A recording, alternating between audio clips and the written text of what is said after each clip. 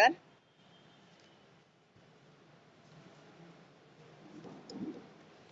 23 जुलै आणि 1 ऑगस्ट दोन्हीही तारखा आपल्याला अगदी परिचित.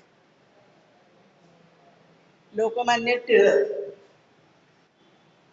23 जुलै आणि 1 ऑगस्ट, म्हणून मग या महिन्यातला विषय लोकमान्य टिळक असा मी घेतलेला आहे.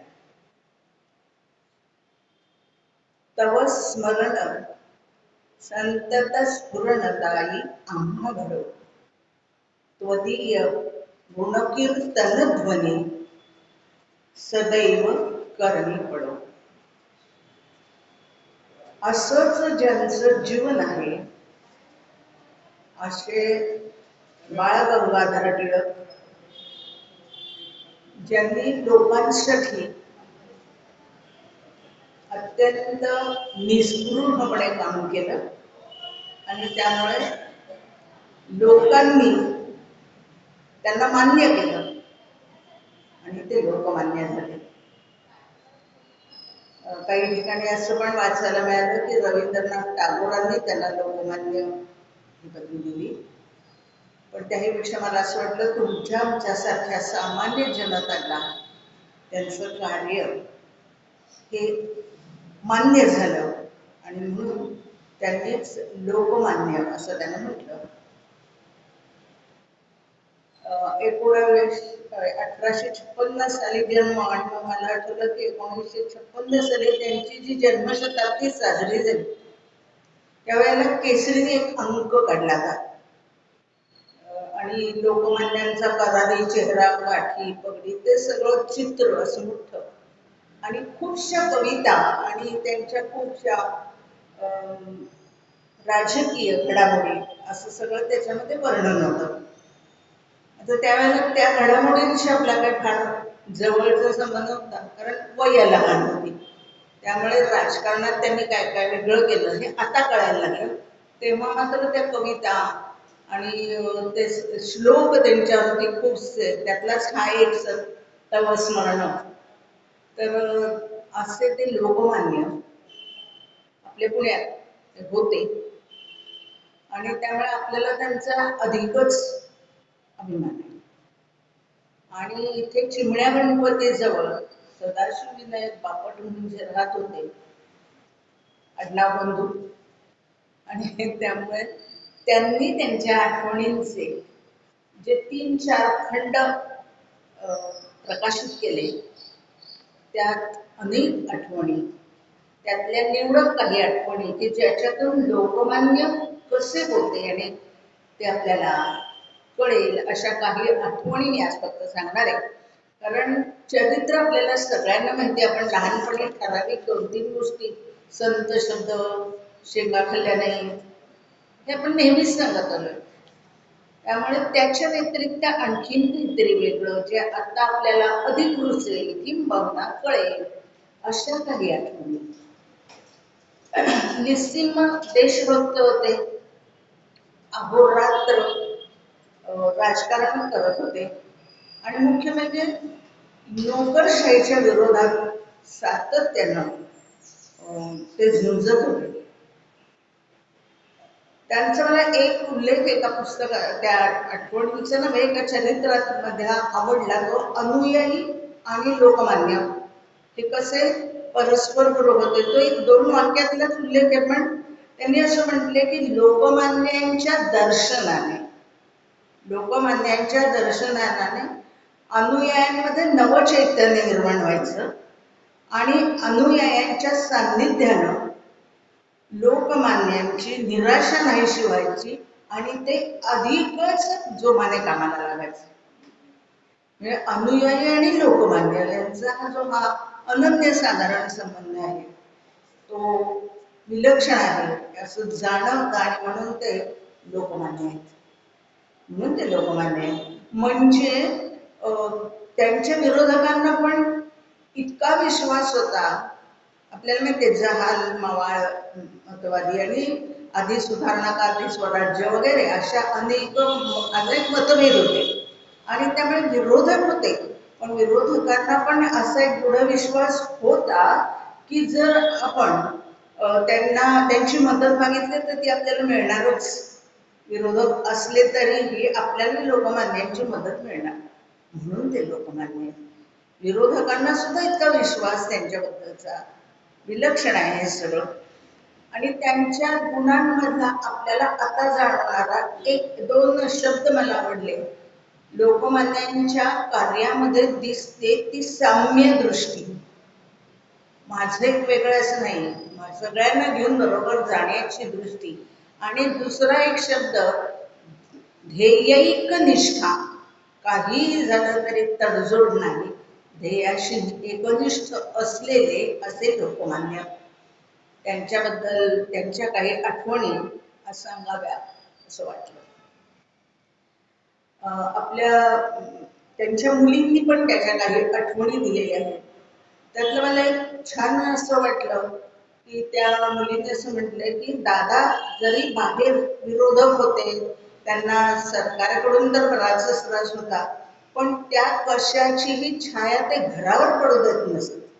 घरात आल्यानंतर ते कधीही रागवलेले आहेत, नाराज झालेले आहेत, किंवा बाहेरच्या काही प्रकरणांमुळे घरातल्या लोकांवरती त्याचा परिणाम झाला असं कधीच झालं नाही. हे विलक्षण आहे. म्हणजे तिथलं तिथे सोडून येणं आणि घरातलं बाहेर न्यायचं नाही, बाहेरचं घरात आणायचं नाही, हे खूप वेगळं आहे. आणि ते लोकमान्यांच्या बाबतीत होतं.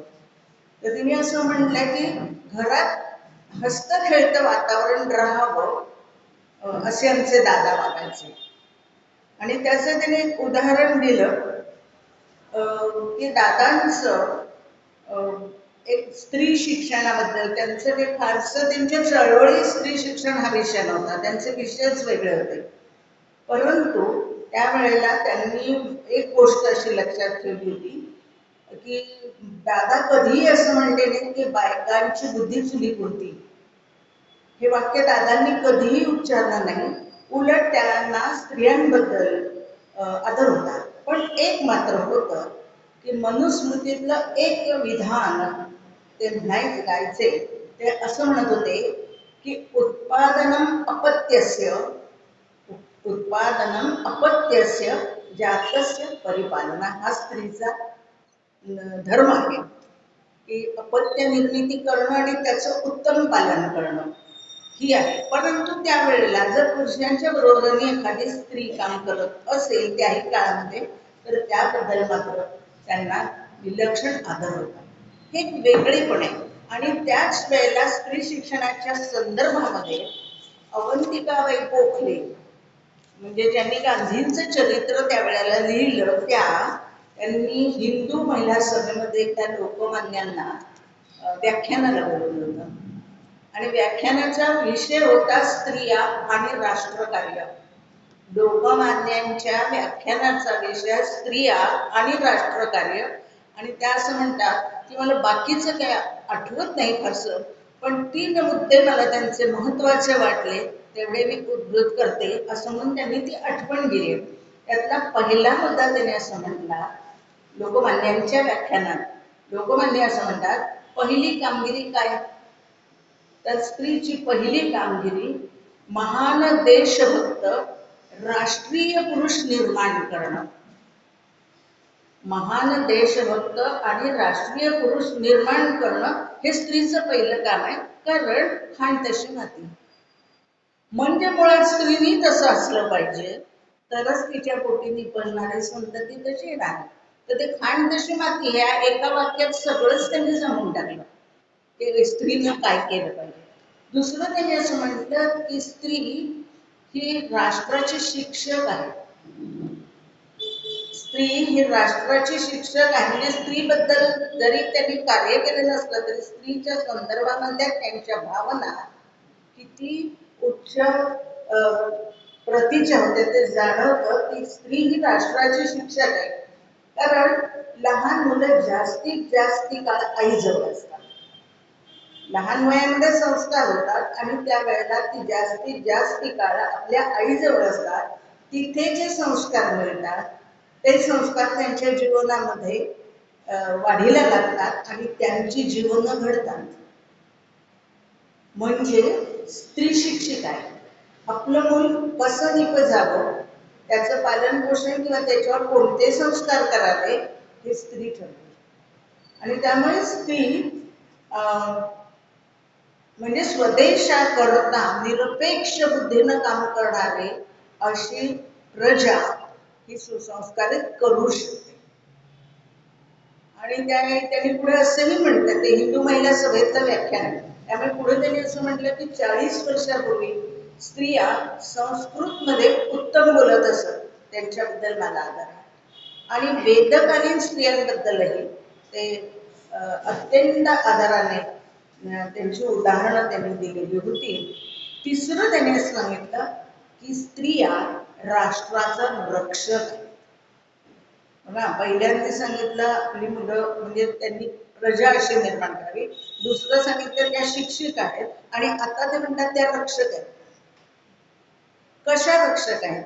जेव्हा राष्ट्रावर आपत्ती आल्या त्यावेळेला त्यांनी त्या दूर करण्यासाठी प्रयत्न केले, प्रश्नही अग्निप्रवेश केले आणि स्वतःच आणि राष्ट्राचं रक्षण केलं. अशा अर्थाने त्या रक्षक होत्या आणि तसं त्यांनी केलं म्हणून हिंदुस्थान जिवंत राहिला. असं पुढचं महत्वाचं वाक्य आहे की त्या रक्षक होत्या म्हणून हिंदुस्थान जिवंत राहिला. आणि देशाची उन्नती व्हायला हवी असेल तर स्त्रियांच्या मदतीची राष्ट्राला गरज आहे. स्त्रियांच्या मदतीची राष्ट्राला, आपण नेहमीच म्हणतो की लोकसंख्येचा अर्धा भाग जर स्त्रिया आहेत तर त्याला मागे राहून चालणारच नाही. आणि ह्या पद्धतीने त्यांनी पुढे जावं हेच सगळ्यात महत्वाचं आहे की लोकमान्यांच्या मते ती मातृत्वादी जपलं पाहिजे. सगळ्यात महत्वाची तिची भूमिका मातृत्व ही आहे, ते तिने जपलं पाहिजे. आणि हे लोकमान्यांसारखंच सांगणारे अनेक आपल्याला माहिती आहे.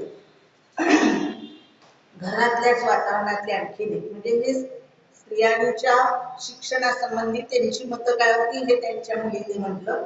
तसंच आणखीन एक उदाहरण त्यांनी सांगितलं की कसं दादा हस्तखर्च घरातलं वातावरण ठेवायचं, बाहेर किती करारी आपल्याला जे माहिती आहे ते. तर म्हणाले की चहा सकाळी घ्यायचा, घरात सगळे घ्यायचे, तर चहा बरोबर काहीतरी खायचे, नुसता चहा नाही, नाश्ता आपण ज्याला आता म्हणतो, तर काहीतरी खायचे. तर एकदा त्यांनी मुलीने विचारलं की दादा तुम्हाला काय देते, म्हणजे मी काही खातच नाही बरं का, म्हणजे चहा बरोबर काही नको असतं. मग काही दिवसांनी ती मुलगी म्हणली की दादा आम्ही चहा बरोबर काही ना काय खातो, तुम्ही काहीच का खात नाही, तुम्ही काहीच खात नाही. ते म्हणते नाही कसं खात, मी पण खातो. काय खातो? रोज ताज्या शिव्या, रोज ताज्या शिव्या चहाबरोबर मी खातो. सकाळी उठल्यापासून त्यांच्या विरोधात त्यांच्याबद्दल जे काही म्हणत असतील, पण हे सगळं असं खेळीमेळीनं घेणं आणि घरातलं वातावरण बिघडून न देणं हे विलक्षण आहे. म्हणजे स्थितप्रज्ञ वगैरे म्हणताना हे पण जमतं याचं आपल्याला कौतुक वाटतं. मग आता लोकमान्य असते आणि घरात सगळं असं वातावरण छान आणि सगळ्यांशी वागणं उत्तम, तर काही विद्यार्थी यायचे.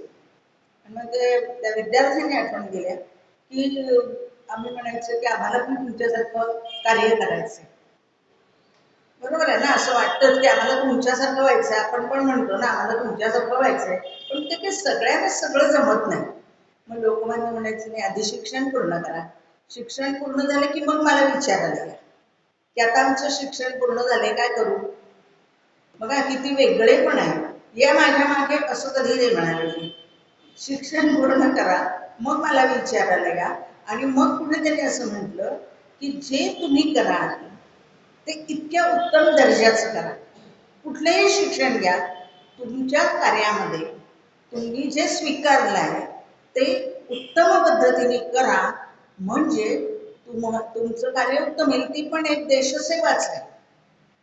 मग तुम्ही चपला बनवत असलात तर त्याही इतक्या उत्तम दर्जाच्या बनवा की लोक दुसरीकडे जाणारच नाहीत, याच्या उत्तम आहेत.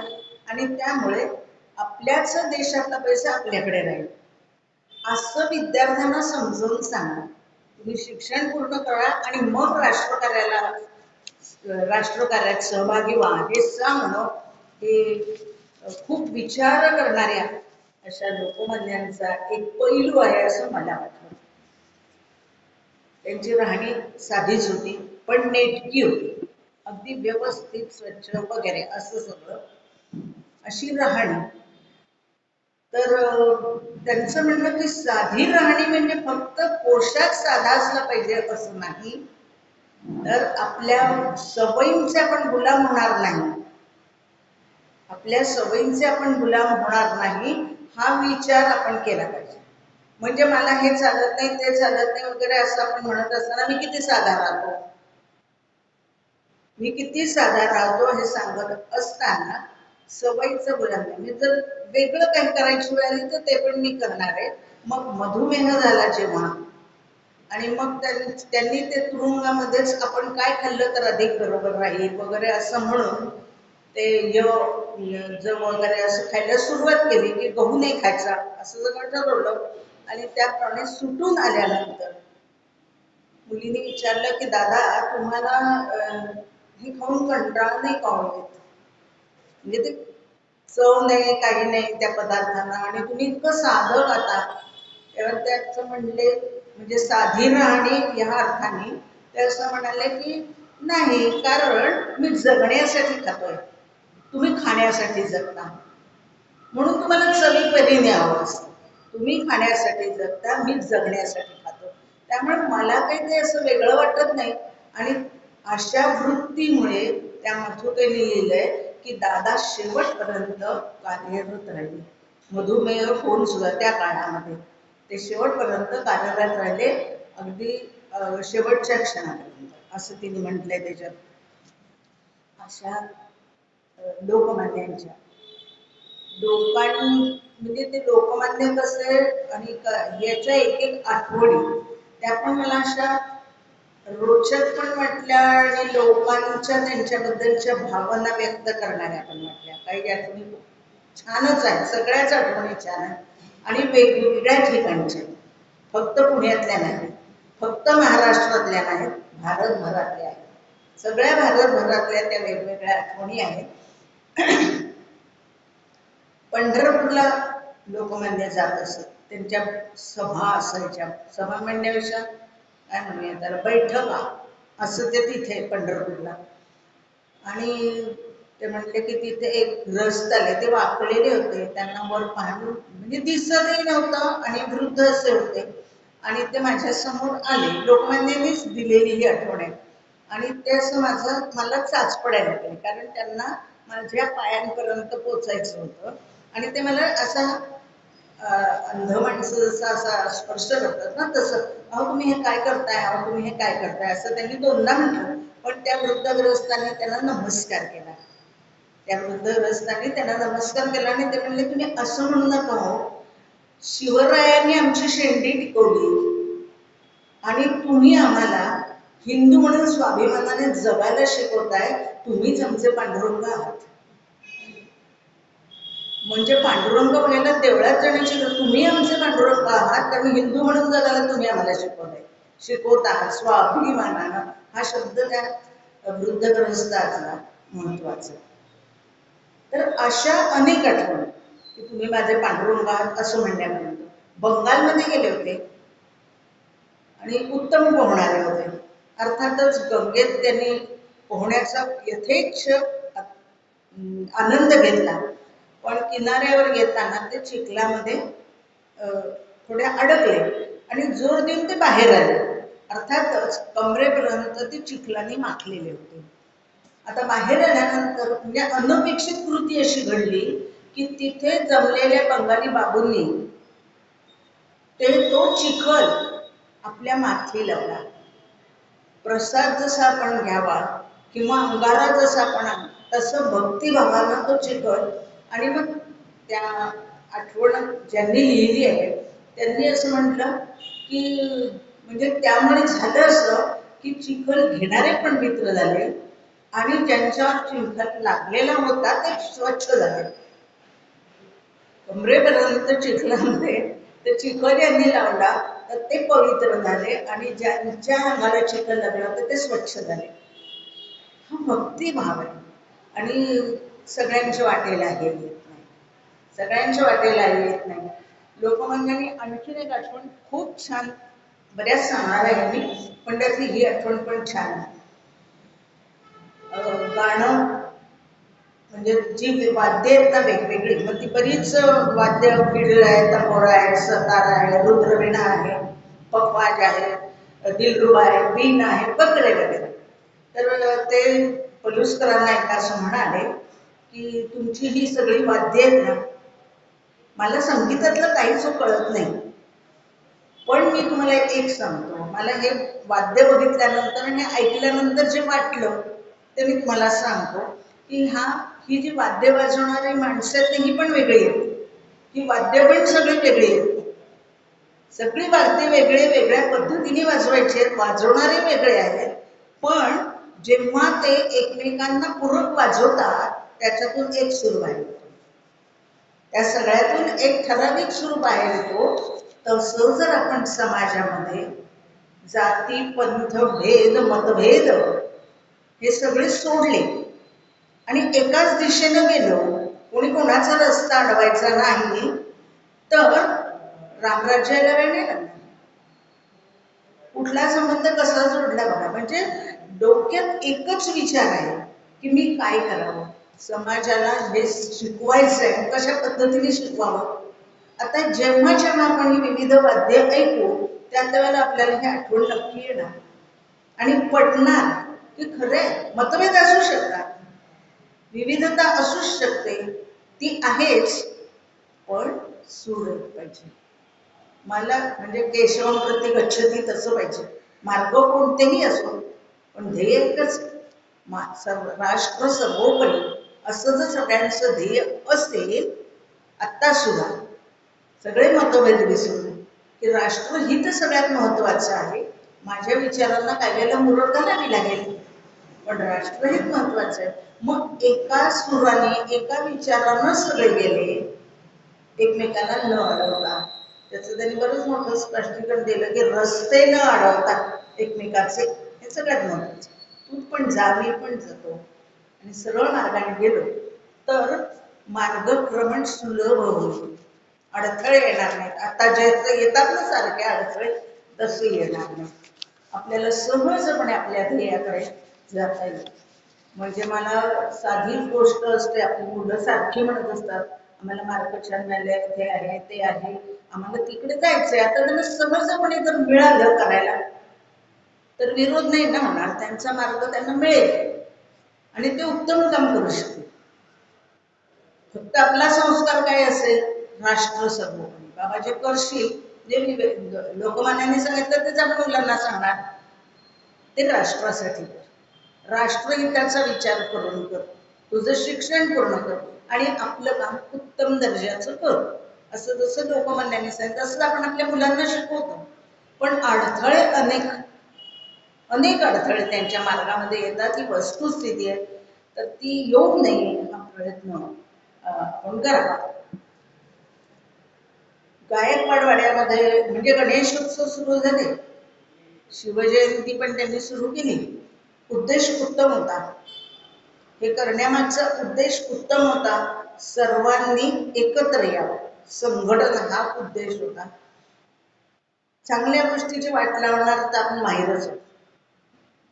उत्तम असेल ते बिघडवायचं कसं, तर म्हणजे उद्देश चांगला होता. मग केसरीवाड्याच्या तिथे, गायकवाड वाड्या तिथे गणेशोत्सव होता.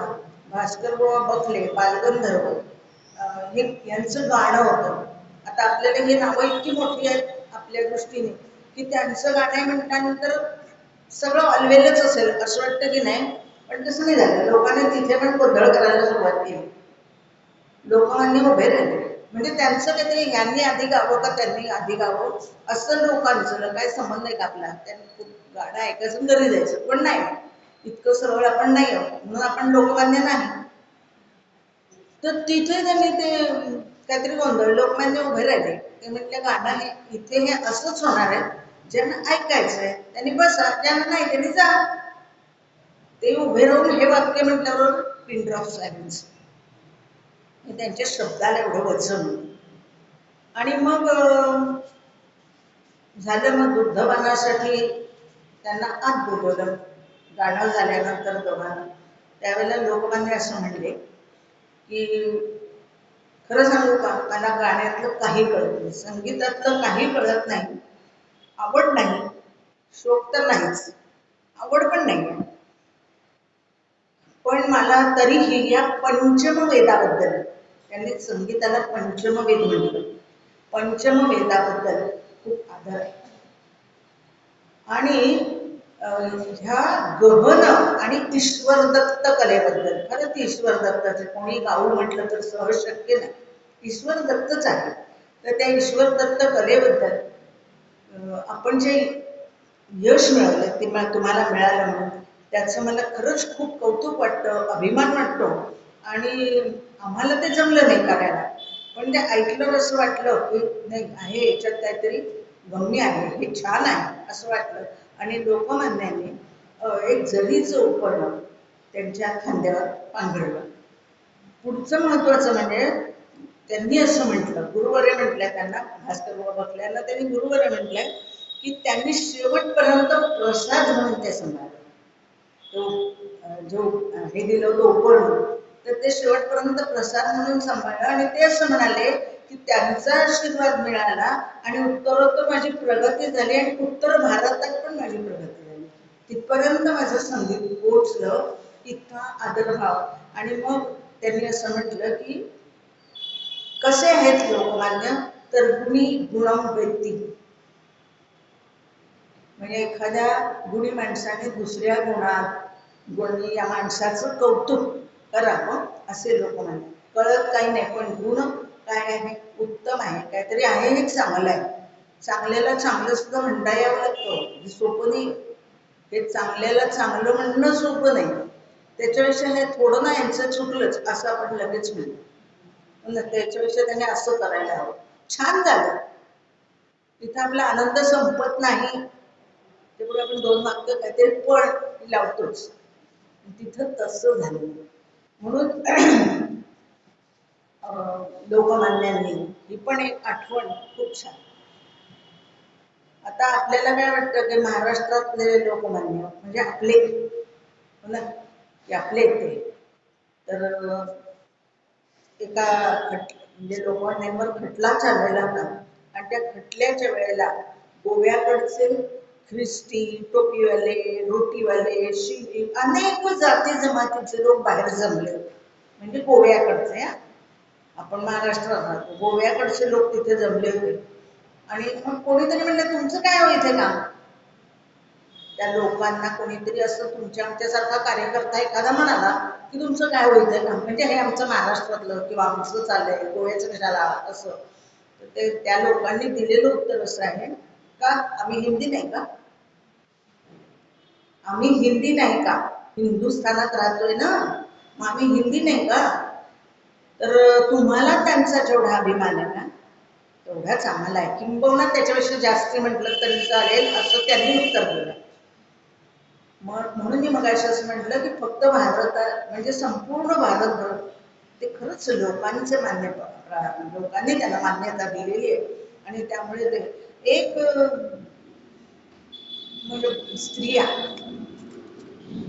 ते याच्यावरून आले, बाहेर पडले, बाहेर म्हणजे आता एखाद्या ठिकाणी जमलाय, काहीतरी कॉन्फरन्स आहे, मग मंडपाच्या बाहेर आले ना की स्त्री आपली मुलं त्यांच्या पायावर ठेवायची आशीर्वादासाठी. आपण कसं देवाच्या पायावर डोकं ठेवतो, मुलांना नेतो आणि आशीर्वाद त्याचा, तसं लोकमान्यांच्या पायावर घालायचे आणि त्या नवस बोलायचे.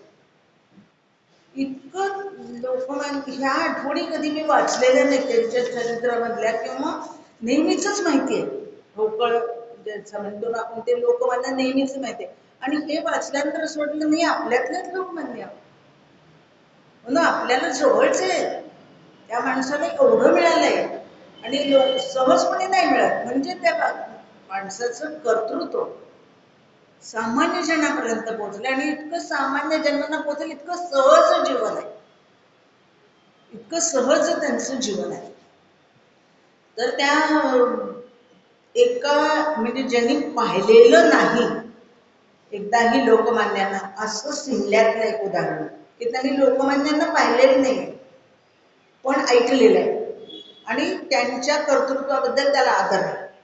तर लोकमान्य अत्यवस्थ आहेत अशी पहिली तार आली, नंतरची तार आली की आता लोकमान्यांना जरा बरं पडतंय.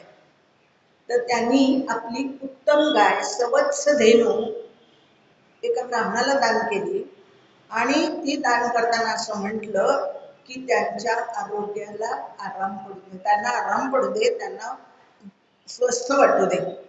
त्या माणसाने यांना पाहिलेलं नाही, त्याच्या घरातली उत्तम गाय तो दान करतो कशासाठी, नवस बोलतो आणि की त्यांना बरं वाटू दे म्हणून हे दान आहे.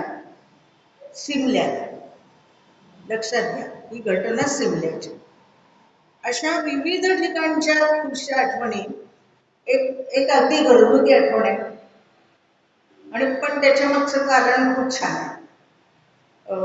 त्यांच्याबरोबर पांडुरंग गोपाळ भावे या नावाची व्यक्ती होती आणि ते साताऱ्याला गेलेले होते.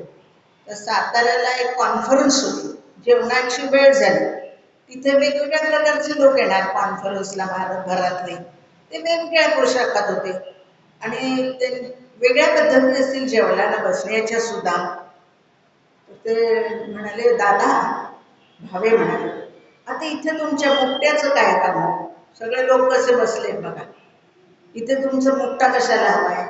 लोकमान्य म्हणाले, बाळा लोकांनी चोरी केली म्हणून आपण करायची का? बघा, लोकांनी चोरी केली म्हणून आपण करायची का?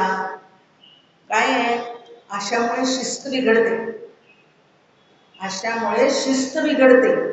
मी ते मगाशी म्हटलं की करारी आणि शिस्त ध्येयही कनिष्ठ असे होते आणि त्यामुळे लोक आपलं अनुकरण करत असतात.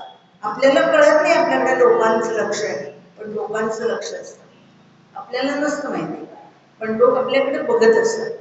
तर ते आपलं अनुकरण करतात. ते जो म्हणाले ते पण तर बसले ते करणं मुक्तांना द्यायचं, मग आपल्याला काय हरकत आहे? तर शिस्त बिघडेल की नाही? आपली पद्धत काय आहे? मुक्ताने सुंदर बसायचं. तुम्हाला पण हा अनुभव असेल, तुमचे वडील किंवा कोणी, माझे वडील असं जायचे लग्नात, आपला कद आणि भांड घेऊन पाण्याचं. आम्ही म्हणायचं लग्नात कशाला, सोहळ्याने वाढणाऱ्या बायका तरी असतात का? आता ते म्हणायचे नाही. मी ठरवलं म्हणजे आपली पद्धत आहे नाही, ती कशा मोडायची? म्हणजे लोकमान्यांचा इतका प्रभाव होता. म्हणजे माझ्यासारख्या सामान्य घरातल्या माझ्या म्हणजे वडील पण माझे सामान्य आपल्या तुमच्या आमच्यासारखे, पण त्यांच्याही मनात पगडा होता. ते ती लग्न कार्य पंक्तीत कद नेसूनच सोहळ्याला, कद मुक्ता नेसूनच बसायचे, आपलं भांडं बरोबर घेऊन जायचे. की ही आपली पद्धत आपण सोडायची नाही. आणि ते सोडत सोडत आपण कुठे आलं ते आपल्या लक्षात येईल की हे सगळं सोडत सोडत सोडत आपण आता काय करतो आहोत हे आपल्या लक्षात येईल.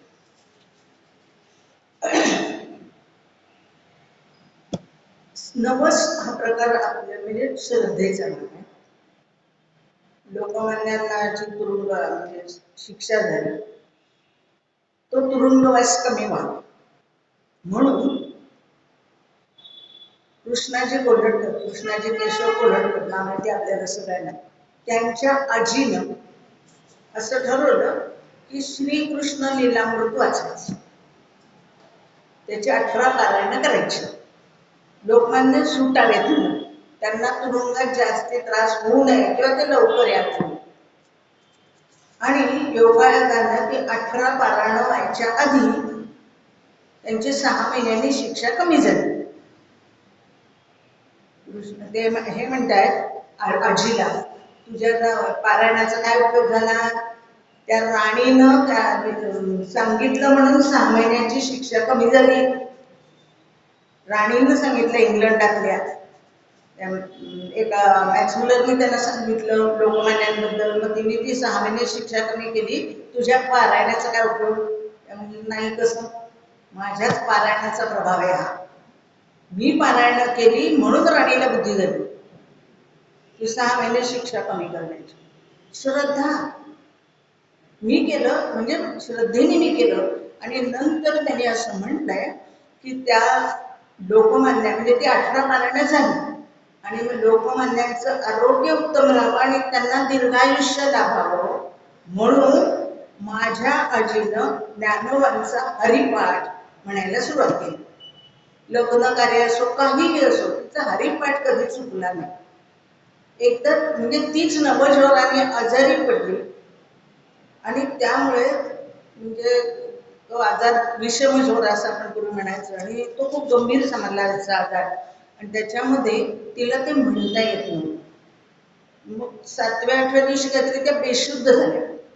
तर ते म्हणले मला एकदम जाणवलं की आता काय उपाय करूया. डॉक्टरांचं म्हणजे वैद्यांचं वगैरे झालं सगळं करून मग काय करूया. तर म्हणजे मी तिच्या कानाशी म्हटलं की अगं लोकमान्यांची तब्येत सुधारावी म्हणून हरिपाठ म्हणायचंय ना असं तिच्या कानात म्हटलं आणि ती हालचाल करायला लागली. तिने डोळे उघडले, उठून बसण्याचा प्रयत्न करायला लागली आणि त्या आजारातून ती बाहेर पडली. श्रद्धा हरिपाठ म्हणायचा, काहीही झालं तरी म्हणायचा आणि म्हणून म्हणजे आपल्याकडे खूप काही अशा गोष्टी आहेत जेव्हा त्या आठवणींमध्ये वाचायला मिळाल्या आणि मग मला पण जाणवायला लागलं की खरंय श्रद्धा असली की काय काय घडू शकतं. पण निरपेक्ष पाहिजे. कोणासाठी नमस्कार? स्वतःसाठी नाही ना, लोकमान्यांसाठी की तरच आपल्याला स्वराज्य मिळेल. यांच्या ह्या जे काही चळवळी करतात त्यांच्यामुळेच आपल्याला मिळेल आणि त्यामुळे तो नेता कसा कार्यक्षम राहावा म्हणून मला काहीतरी केलं पाहिजे असं सामान्य जनतेने करणं हे सोपं आणि ते त्यांच्या बाबतीत झालं. असंच एकदा दिल्लीहून परत येत होते. मॉन्टेग्यूची मुलाखत घ्यायची होती त्यांना. ते दिल्लीहून परत येत होते. आता लोकमान्य गाडीने येणार हे कळायचं. आता सुद्धा होतं बघा असं पुढारी येतात, आपले आवडते नेते येतात, त्यांना रेल्वे स्टेशनवर किंवा त्या गाडीत भेटायला अनेक लोक जात असतात. प्रत्येकाला काय कोणी भेटत नाही पण तरीच जात असतात.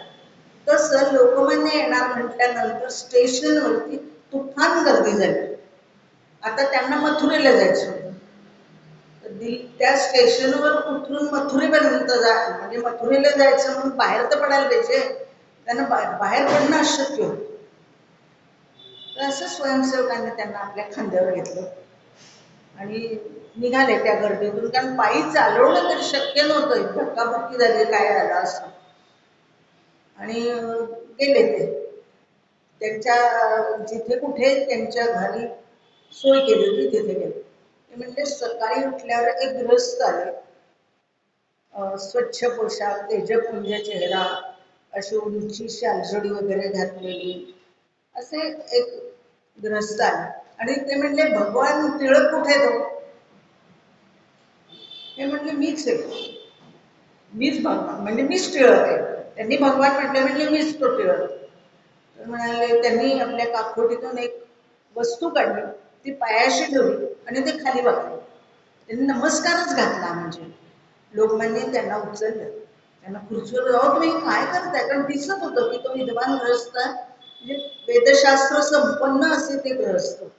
ते असं म्हणाले तेव्हा काल काय झालं, मी स्टेशनवर आलो होतो, भगवान टिळक येणार म्हणून मला ते दिसले नाही आणि गर्दी ओसरल्यावर मला एक जोडा दिसला. हा जोडा मथुरेत कोणाचाच असण्याची शक्यता नाही कारण ती हेच वेगळे ना पद्धत. आणि मग माझ्या लक्षात आलं की हा पुढेही जोडा आहे म्हणजे हा तुमचाच असेल. त्यानिमित्तानं चरणस्पर्श मला झाला आणि तो जोडा मी तुमचा परत आणलेला आहे. म्हणजे एक तो जोडा त्यांना तिथे सापडला आणि तो त्यांनी लोकमान्यांच्या पायाशी ठेवला. कोणाला मिळतं हो एवढं? खरंच कार्य असतं. लोक वेडे नाही आहेत. खरंच कार्य असताना तेव्हा इथे नतमस्तक होतात. ते लोकमान्यांनी करून दाखवलं. तर हे मला फार असं काय म्हणायचं पोचलं आजपर्यंत की अशी व्यक्ती भगवान टिळक म्हणावं अशी, तुम्ही माझं पांडुरंग म्हणावं असं. अशाच काही याच्यातून धुळेची एक आठवड्या लोकमान्यांची मिरवणूक काढायचं ठरलं. लोकमान्यांची मिरवणूक काढायचं ठरलं आणि त्या बाजारपेठेतून मिरवणूक जात होती आणि ज्यांनी आठवण लिहिली, जावडेकरांनी ती आठवण लिहिली, ते वकील होते डोळ्याला जावडेकर. तर त्यांनी ते म्हणजे माझे शेजारी एक ग्रस्त चालत होते. ते वृद्ध होते, वयस्कर होते, पण त्यांच्या डोळ्यात पाणी होतं, सारखं त्यांना डोळ्यातून पाणी येत होतं. मी त्यांना असं विचारलं की तुम्ही का रडता, म्हणजे तुमच्या डोळ्यात पाणी का, रडताय का नाही, तुमच्या डोळ्यात पाणी का. पण खरं सांगू का मला पण कळत नाही, पण यांना पाहिलं आणि माझं सुचमळून येतंय, काय होतंय मला पण कळत नाहीये. पण खूप म्हणजे असं भक्तिभावानं आनंदानं माझ्या डोळ्यातून पाणी येते आणि ते ग्रस्त असे डोळे उपरण्याने डोळे तसं पुढे चालले. आणि काय व्हायचं, गर्दी होती खूप, तर त्यांनी हात जोडूनच ठेवले होते त्या ग्रस्तांनी. आणि लोकमान्यांचं दर्शन झालं की ते हात वर करायचे, नमस्कार म्हणायचे. असं कितीतरी वेळ झालं, वृद्ध माणूस आहे. आणि मग ते जावडेकरांनी अशी पुढची हे सांगितला प्रसंग की ती मिरवणूक वळली त्यांची. तर त्यावेळेला ते ग्रस्त रस्त्यावरती लोकमान्याच्या पाया रस्त्याने गेले, तिथे त्यांनी साष्टांग नमस्कार घातला आणि डोळे पुसून घरी गेले. हे हे सगळं बघा कसं आहे की वृद्ध माणसांच्या जास्ती आठवणी आहेत. विरोधकांना मी सुरुवातीला एक वाक्यच म्हटलं की विरोधकांना पण ही खात्री होती की लोकमान्यांनी शब्द दिला किंवा त्यांच्याकडे मदतीची याचना केली तर आपलं काम पूर्ण होणार. एक नामजोशी म्हणून होते,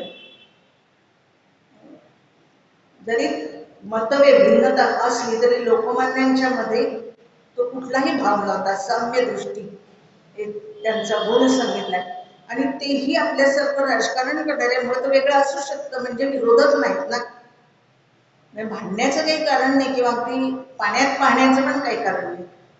तर त्या अगदी म्हणजे काय आपण म्हणतो अंत समय त्यांचा आलेला आहे. लोकमान्य जवळ बसले, ते म्हणजे काय होतं तुम्हाला नांदेड, का जात नाही, म्हणजे तुम्हाला कुठली अडचण आहे का, तुमचा जीव अडकलाय.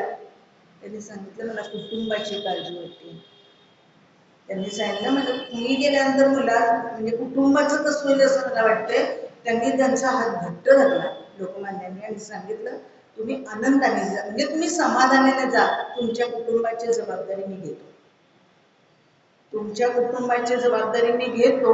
आणि लोकमान्यांनी ती जबाबदारी ते होते तोपर्यंत निभावली. म्हणजे त्यांचे जे विद्वांस म्हणून लोकमान्यांचे आत्ताच्या भाषेतले पीए जे होते त्यांना त्यांनी तुरुंगातून पण सांगायचं की नामजोशांच्या कुटुंबाची हेळसांड होता कामा नये, म्हणजे लग्न मुंजी सुद्धा करून दिले त्यांच्या कार्यात. एवढं साम्यदृष्टी फार कमी लोकांजवळ असते. विरोधकांच्या बद्दल सुद्धा इतकं प्रेम असणं आणि ते आपलं काम आहे, आपण त्याचं कोणीतरी आहोत असं वाटणं, म्हणून ते लोकमान्य, म्हणून ते लोकमान्य. भगिनी निवेदिता ते भारतात आलेले आपल्याला माहिती. तर एकदा काशीला एका राष्ट्रीय सभा होती, काँग्रेसचे वेगवेगळ्या ठिकाणी जे भरायचे तशी तिथे होती. भगिनी निवेदिता तिथे पोहोचलेल्या होत्या आणि प्रचंड गर्दी होती. तिथे कृष्णाजी बल्लाळ देवल हे पण नाव आपल्याला माहिती आहे.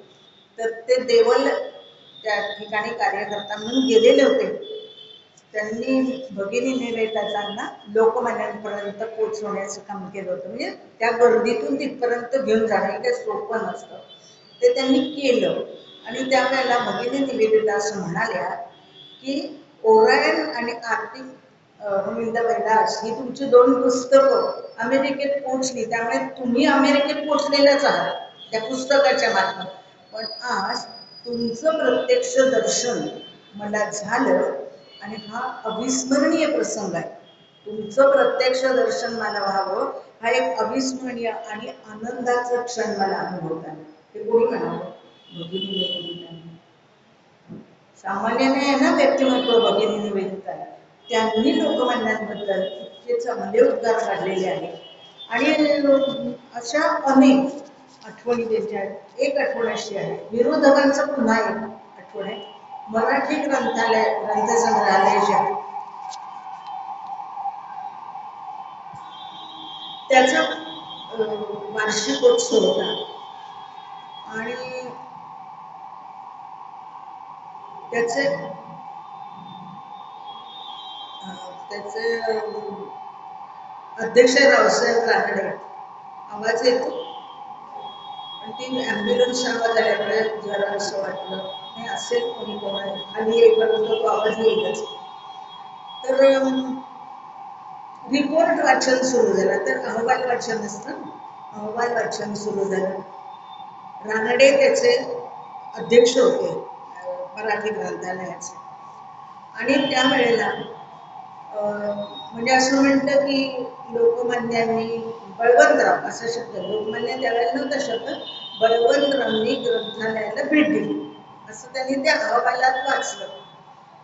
तर श्रोते बसलेले होते. ते असं म्हणले, एक जण म्हटला, म्हणजे धाडसच आहे तसं म्हटलं तर, पण असं स्पष्ट वक्तं पण कोणीतरी असतं. तर ते असं म्हणाले की ज्याच्यावर राष्ट्रद्रोहाचा खटला चालू त्या माणसांनी आपल्या कार्यालयाला भेट द्यावी. ग्रंथसंग्रहालय हा काही वार्षिक अहवालात नमूद करण्याचा मुद्दा आहे का, असं त्यांनी विरोध केला. राष्ट्रद्रोहाचा खटला ज्याच्यावर चाललाय त्या माणसांनी आपल्या कार्यालयाला भेट दिली हा काही नमूद करण्याचा मुद्दा आहे का, असं त्यांनी म्हटल्याबरोबर रावसाहेब रानडे असं म्हणाले की सरकारच्या प्रेमाला अपात्र ठरला, सरकारच्या प्रेमाला अपात्र ठरला म्हणून योग्यता कमी होत नाही. टिळक आर्यपुत्र आहेत, टिळक आर्यपुत्र आहेत, शारदेचा खरा भक्त आहे, शारदेचा खरा भक्त आहे, थोर विद्वान आहे. त्याची विद्वत्ता, त्याचं बहुश्रुतपणा, त्याची बुद्धिमत्ता ही थोर आहे, ही थोर आहे. त्यांनी ग्रंथसंग्रहालयाला भेट देणं हे आपल्या ग्रंथसंग्रहालयाचं भूषण आहे. त्यामुळे अहवालामध्ये तो जो उल्लेख आहे तो तसाच राहतो.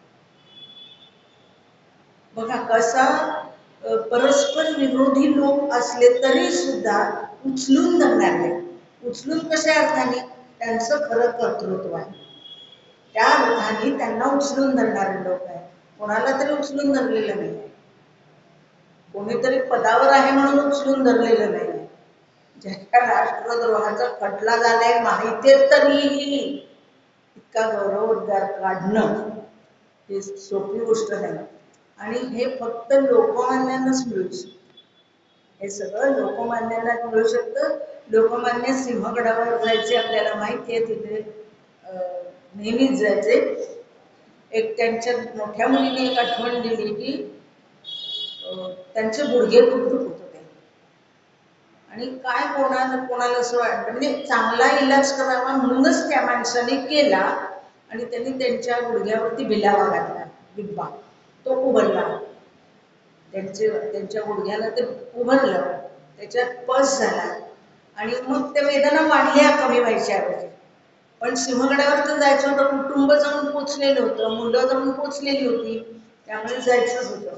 आणि ती जी खुर्ची उचलून नेणारे जे लोक होते तर ते अंधार झाला म्हणून खाली गेलेच नाही, ते आपल्या घरी जाऊन झोपले. लोकमान्य तसेच वरती आले. विलक्षण वेदना होत होत्या, चेहऱ्यावर दिसत होत्या.